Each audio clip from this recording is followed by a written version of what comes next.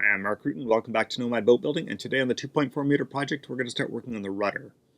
Now the footage for this was shot over quite a long period of time because the rudder has quite a few components to it. So the footage is going to be a little bit choppy and we're not going to cover every little detail. But in this video we're going to look at some of the efforts required to get started on the rudder portion of the project, and we'll pick up where we left off in the next video. So without further ado, let's go get down to work.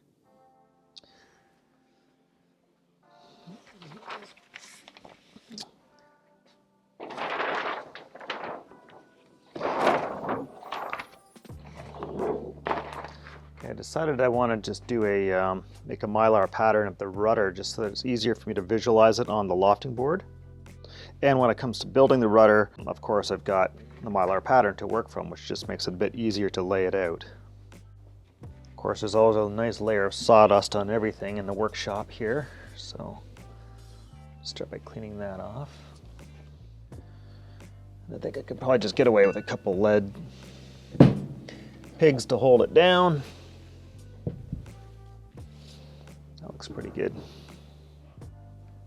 All right, well, we'll just start with the straight lines.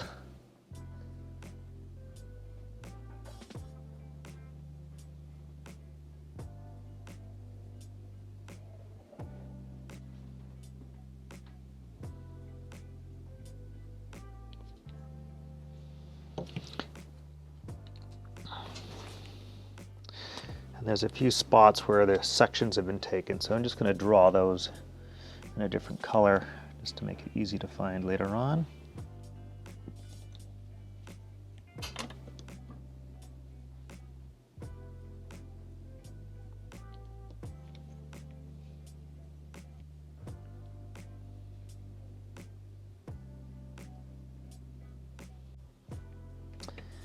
Okay, now a few ship's curves.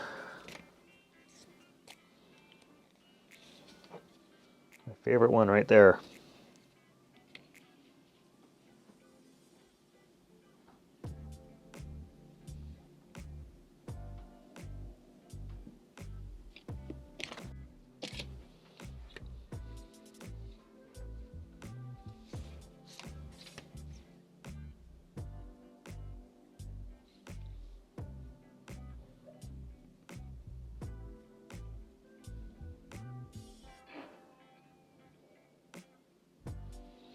Working with ship's curves is almost an art form unto itself, just trying to find the right spot to connect all the curves.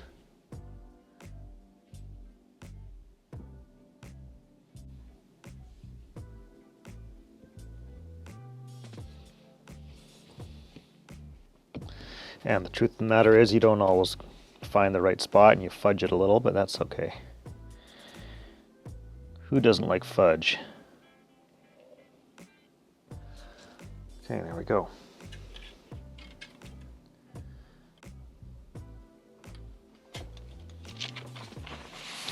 Now I could also, while I'm at it, I wonder if I should do this. I'm thinking, what about drawing in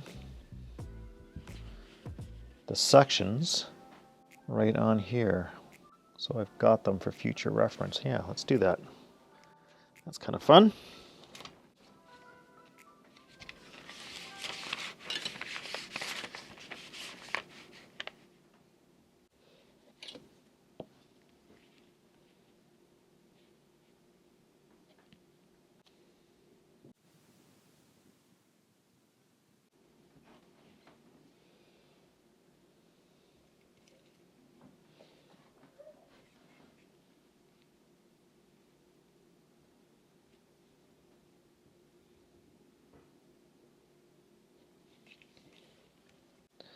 What we'll probably do is make some plastic female templates from these guys, and from those I can use them actually directly on the rudder as I'm shaping it to get the shape down right.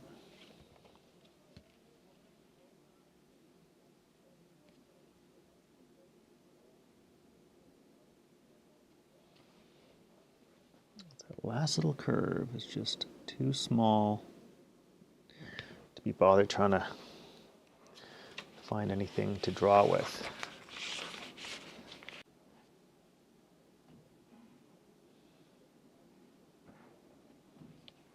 Okay. Fun, fun, fun. Now, unfortunately, I'd love to be able to flip these guys. Oh, I can do that. Now here's one of the nice things about working in mylar. You need something backwards, you just flip it over. This is a little confusing on this one because the curves, I think they crisscross here. Yeah, they must.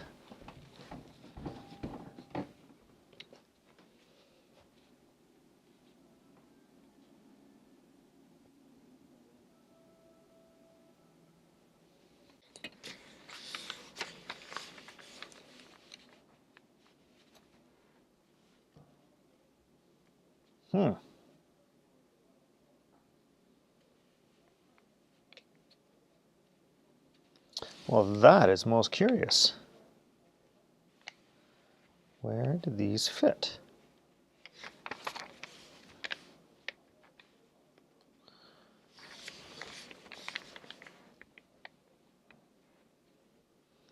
Well, another.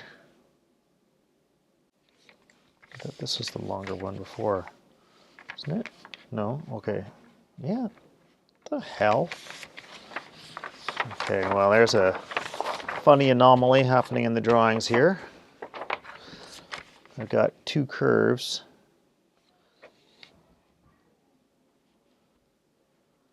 Neither one is exactly right.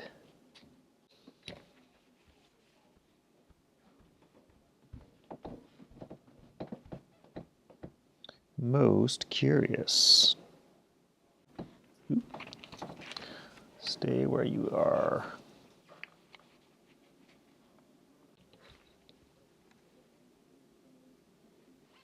Okay, so there we go. Got a rudder template. Let's go throw it on the lofting and have a look at it over there. Okay, so first reaction is that they don't exactly jive. So it's a darn good thing I made the mylar here, because if I had just made the rudder from those plans and then built the boat, I would find myself being very annoyed at the fact that they don't match.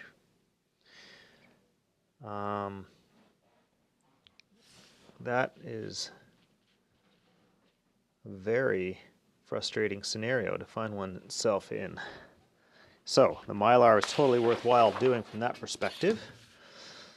So what I'm going to do is feels like I should take this shape we have here of the keel and just extend that, so that little line is just to give me something to line up to. Yeah. Okay, so that gives me about 1/4 inch of clearance there, which seems about right. So this angle is off.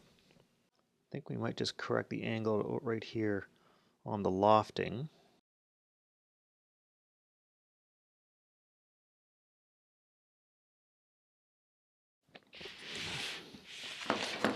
Okay, so there's my new angle. Just going to draw that in. I'll draw it in red, which is a good way to just remind myself that I made an alteration.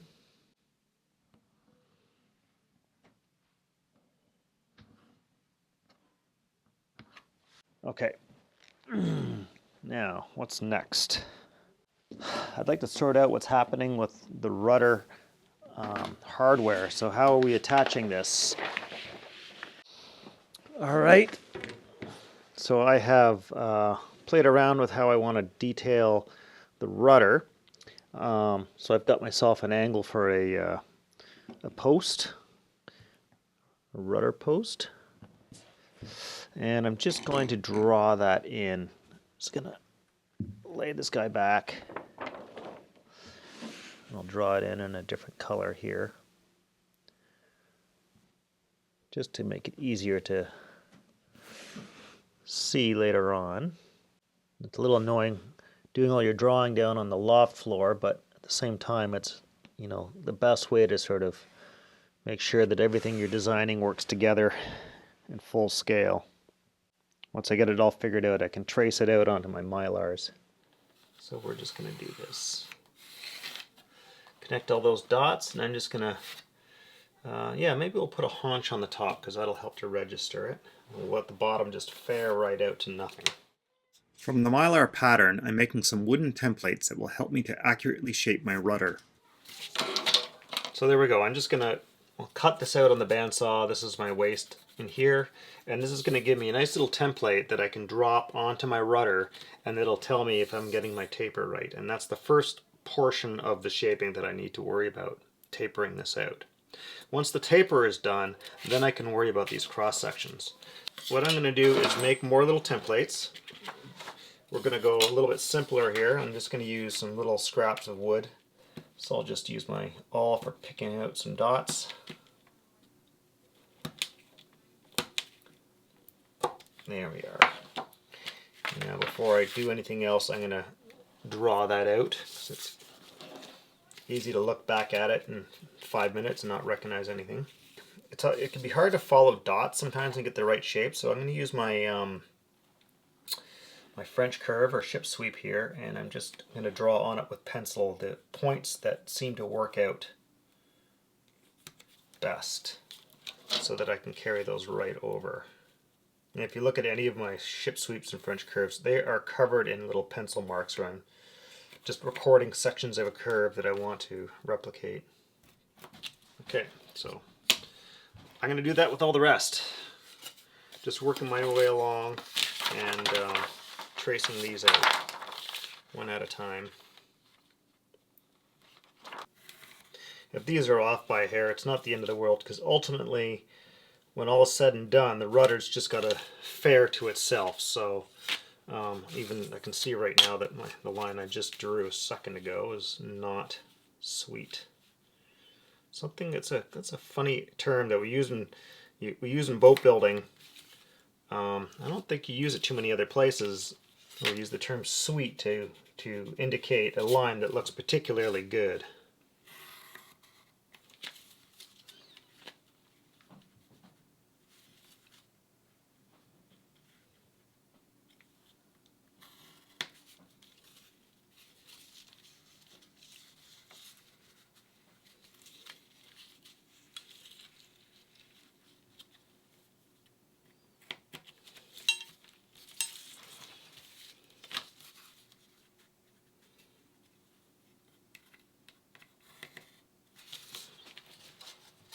And while this little process doesn't necessarily lend a ton of assistance to carving one side of this, it should actually be quite helpful in trying to make sure the second side is matching the first. So I suppose it's worth it from that perspective. And ultimately, faster you can get to your desired shape, the faster you're going to get the whole project done. And it's easier to get to your desired shape if you have something to guide you than just your eyeballs, sometimes.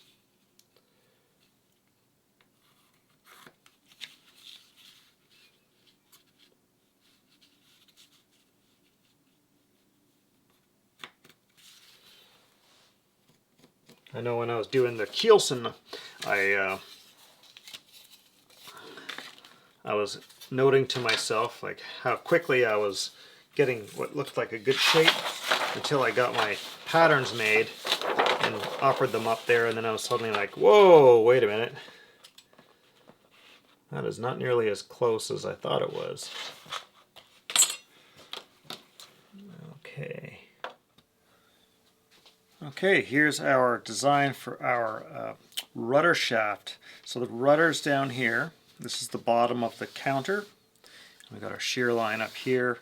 And so our rudder shaft basically is a piece of 1-inch diameter tubing with a little stainless steel tang welded onto it to provide lateral stiffness to the rudder. And we also need some way of taking the creating structure from this little dog leg on the rudder that sticks out here over onto the blade of the rudder, which is sort of kind of a tricky bit. And then the rudder shaft is going to have a fiberglass tube that it runs through. Going to have a bulkhead in here behind it a little ways, and we're going to have a little half bulkhead down here, and then a false deck is going to run all the way through to the cockpit through this area. And on top of the rudder shaft, we're going to use a zinc pulley for a quadrant, and it's going to have a little stainless steel stop collar and a little plastic bushing here. And we'll do another little bushing down below. So in a nutshell, this is our rudder design.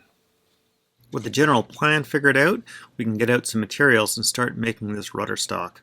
I have limited capability for doing metal fabrication of this type, so I'll do what I can here in the shop and then I'll farm out the rest to a friend of mine.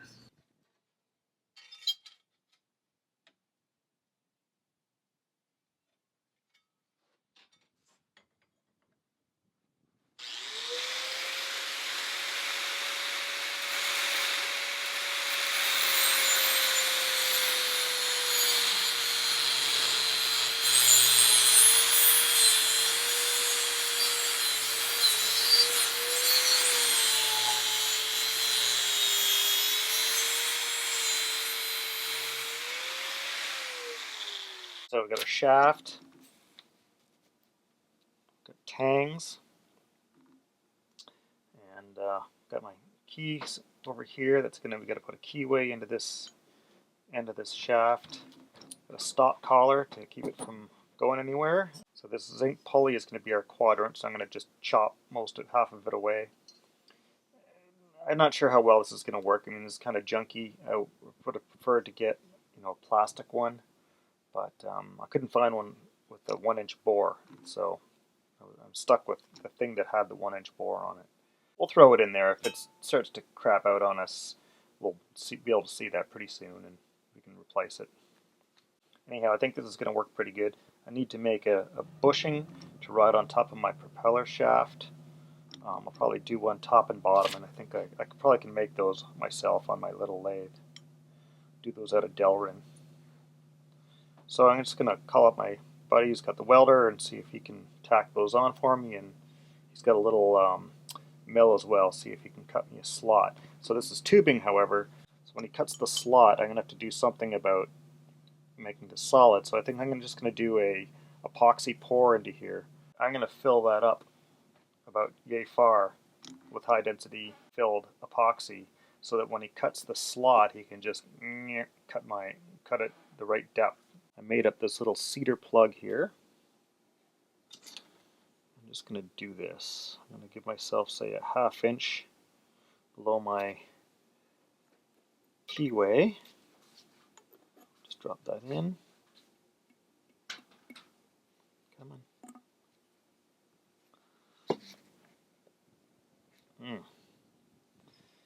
Need a stiffer pusher. Come on. Actually, that's even better. I'm glad that it's that stiff. There we are. Perfect. You can't see that, but that fits beautifully. Alright, now I need a fiberglass tube that this rudder is going to run through. And while I can purchase one on McMaster car, there's 2 reasons I don't. And one of them is that the cost of the shipping when it comes from the States for a single item like that is ridiculous. So that would probably add like 20 or 30 bucks onto the cost of basically a 1-foot length of tube. The second reason is all the tubing that I sourced on that website seems to come with a slightly undersized inner diameter, and the reason being is that it's expected that you will machine it out to whatever the finished diameter is that you actually need. And I really don't have the equipment in order to try and effectively machine out the inside diameter of something that's about 1 foot long. So we're going to try and fabricate this ourselves. And in true Nomad boat building fashion, it will probably be a bit of a gong show, but we'll get it done in the end. Okay, this could work great, this could go sour. I need to make a fiberglass tube, so I've got a little scrap of my steel tubing here.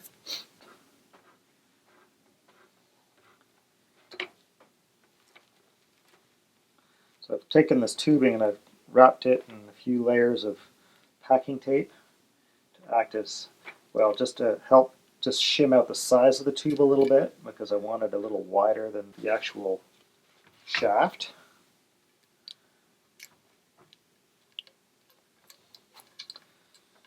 Taking some glass here, wet it out. I'm just going to try rolling it up. It feels like it's going on pretty tightly. I'm kind of pressing down as I go here. Very slippery on the fingers. I'll say that much about it. Now I cut this cloth on the bias, so the grain is all running at sort of 45 degrees, and that should allow it to stretch and conform to this shape as best as possible. Oops, oh, that way.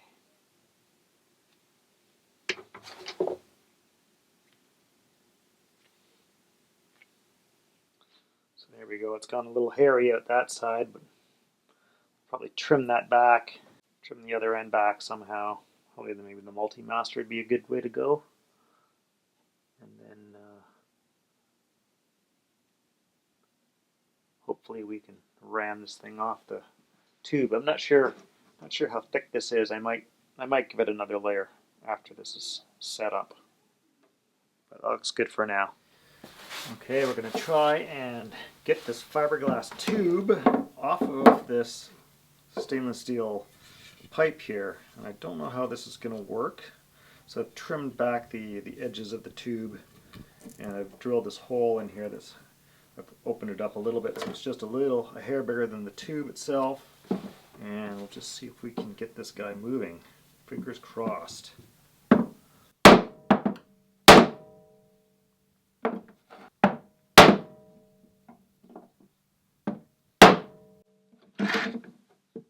Okay, well that's not going anywhere.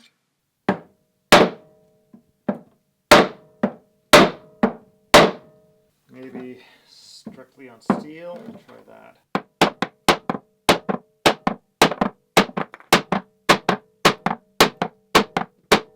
Oh, that is hanging on good. That is not budging. Okay, well that's fine because I have got a plan B. Just eyeball a line to cut along here.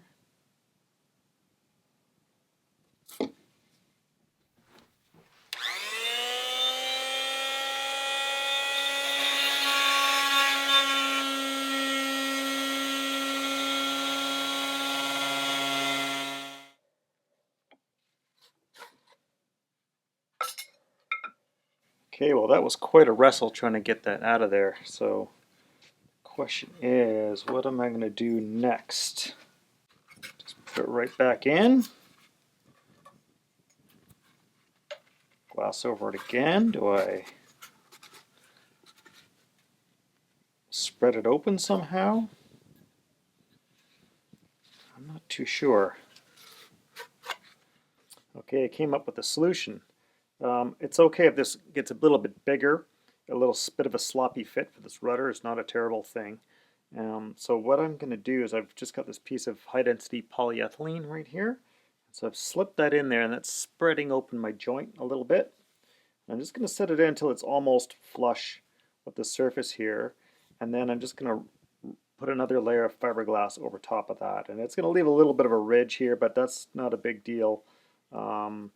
The important thing is that I can get this apart, and this will just pop right out when I'm done. So I think that's a pretty good solution. I just got to be careful if I push it too far, it's going to want to jump right out the joint, and that would be a bad thing. I suppose the other thing I could do is make a piece of this that's just the same length, like that it matches the diameter of the tube, but I think this will be fine if I'm just careful. So I'll just very gently set this up somehow, maybe the way I was doing it before. Just put it on. Maybe I'll put it on a tube instead of rolling it on the table, and see if I can't drape it on this way. We need to punch a hole through the hull in order to fit the rudder into, and I need to think about how the rudder interacts with that sort of skeg configuration that we have. So this is a cross section of our rudder, and we sort of have an upper section here and then a lower section. because the rudder is basically built in two pieces. So here's one half of my rudder, and part of the drawing is showing us the section through this area up here, and the other half of the drawing is showing us the section through this area down here. So this is the upper section, and this is what we need to think about, and that is how this is going to interact with our keel. And so in a nutshell, I know my outer radius of that rudder, the leading edge of it, comes to about 1 3/8 of an inch in diameter. We should be referring to the radius, which is half that, obviously. Now I need a little bit of wiggle room around it. So if I stick an 1.5 inch diameter hole around that, draw that in there, and then this is our skeg, which comes to about here.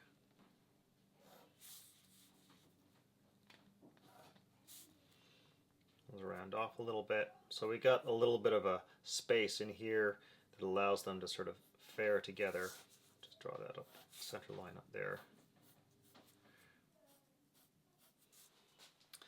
So that looks pretty good. So what that means is I need to think about the hole I'm going to put in the boat. So I know I want to center that hole 3/4 of an inch away from the face of that skeg, because that's 1.5 inch diameter. 3/4 of an inch is the center of it. And then this is going to be our rudder tube, and I think my best option is to run this right through the planking and bond it to the planking. There's going to be a little nylon or Delrin bushing that's going to go on the bottom of it too. So you're not going to see this, and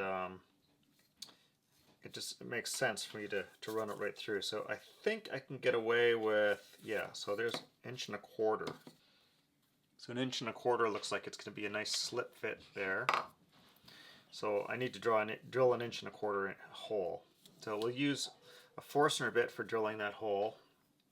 I think, what have I got here? So this is my 1.5 inches.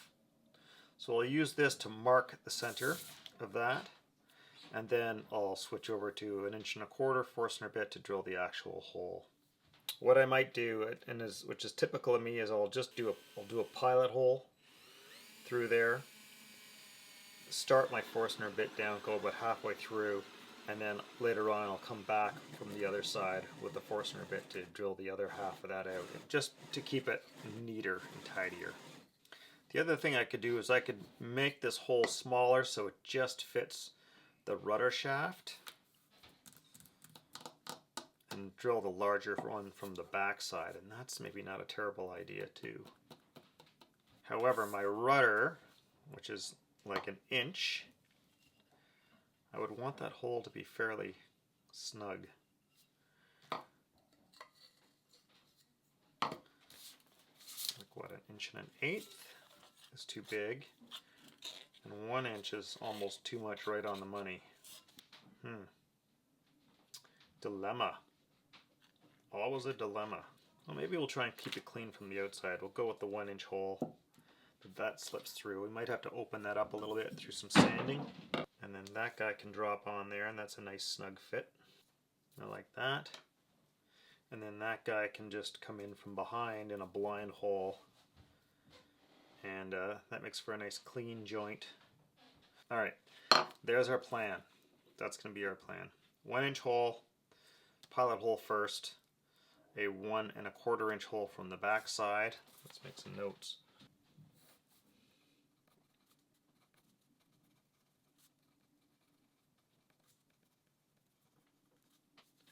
Inch.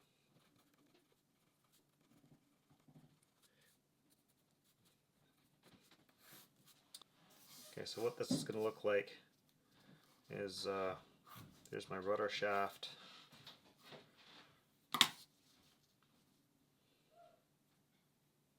And I think we're running square to the planking. So there's my planking, a little bushing.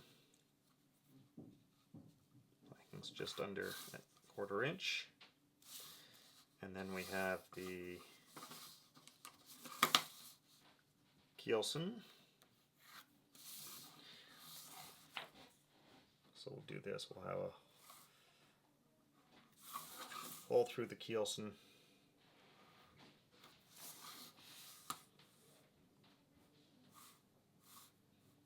Nope, I didn't draw that right.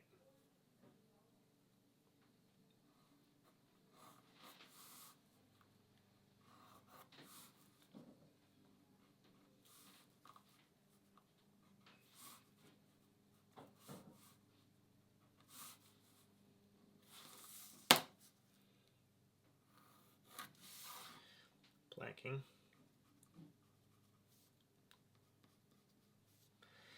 Keelson.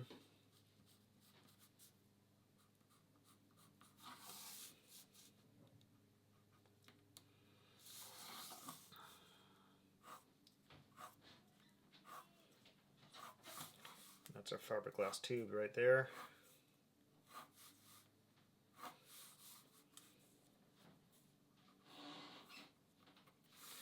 And that's our rudder shaft going right through the whole mess.